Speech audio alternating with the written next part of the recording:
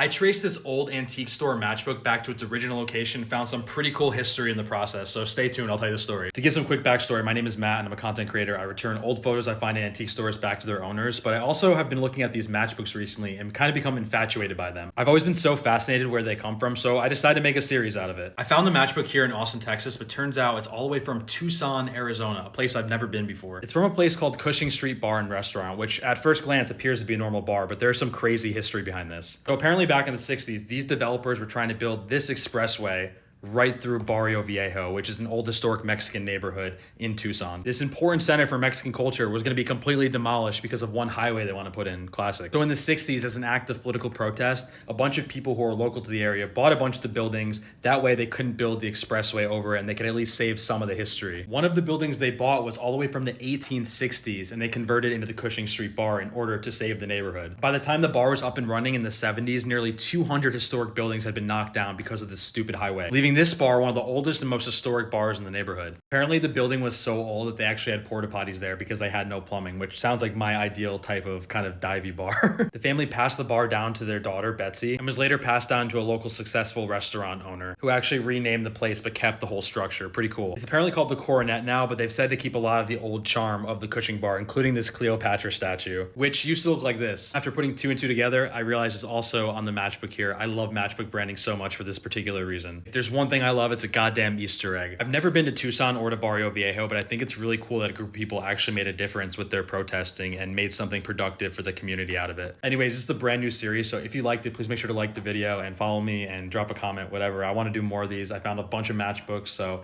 I would love to show you more history behind them. Thanks guys, love you.